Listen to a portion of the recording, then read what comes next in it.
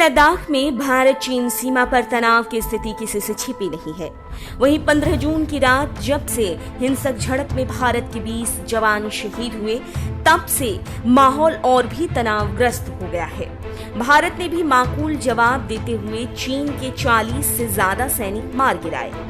इन सब के बीच तनाव बढ़ते बढ़ते अगर युद्ध की स्थिति बनती है तो क्या हो? किसका पलड़ा भारी है, भारत का या चीन का? गीदड़ भभकी देने वाले चीन के पास आखिर कितनी ताकत है? आज हम इसी का आंकलन करने जा रहे हैं। लेकिन उससे पहले अगर आपने चैनल सब्सक्राइब नहीं किया है तो चैनल सब्सक्राइब कर लें, बेल आइकॉन दबाना बिल्कुल न भूलें।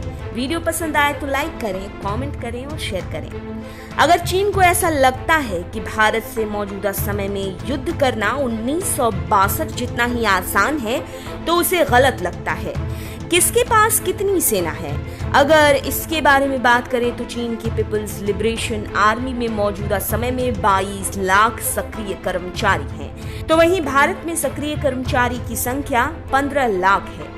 एक अनुमान के हिसाब से भारत के पास कुल 35,44,000 मिलिट्री पर्सनल हैं, जिसमें 14,44,000 सक्रिय और 21 लाख रिजर्व पर्सनल हैं। वहीं चीन के पास मौजूदा समय में कुल 26,93,000 मिलिट्री पर्सनल हैं। इनमें से 21,83,000 सक्रिय और 5,10,000 रिजर्व पर्सनल हैं। परमाणु ताकत की बात करें तो दोनों ही देश परमाणु हथियार से लैस हैं। साल 1964 में चीन एक न्यूक्लियर पावर देश बनकर दुनिया के सामने उभरा था, तो वहीं इसी के 10 साल बाद यानी कि साल 1974 में भारत भी परमाणु शक्ति बनकर देश के सामने प्रस्तुत हुआ। चीन के पास कुल परमाणु हथियार 320 हैं, तो वहीं भारत के पास 150। एयरफोर्स की बात करें तो भारत के पास करीब 270 लड़ाकू विमान हैं, जो चीन से कहीं ज्यादा हैं। इसके अलावा भारत के पास 68 ग्राउंड अटैक फाइटर जेट हैं। बीते कुछ दशकों में भारत ने चीन से लगी सीमा पर कई हवाई पट्टियां बनाई हैं, जहां से फाइटर जेट आसानी से उड़ान भर सकते हैं। जहां तक चीन की बात करें तो इसके पास सिर्फ 157 फाइटर जेट हैं। इसके अलावा एक छोटा ड्रोन का बेड़ा भी है। चीन का वायुसेना भारत से कमजोर है।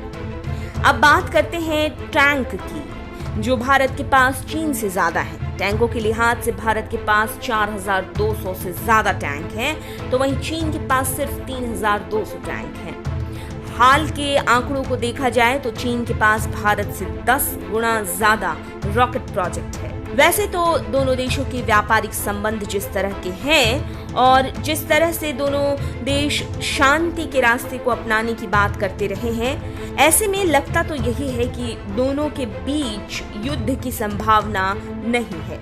लेकिन फिर भी चीन को इस गलतफहमी में बिल्कुल नहीं होना चाहिए कि जब ऐसा कोई युद्ध का वक्त आया तो उसके लिए भारत से मुकाबला करना 1962 की तरह ही आसान होगा, क्योंकि भारत अब मजबूती के साथ दुनिया के सामने खड़ा है और अपनी सुरक्षा कर सकता है।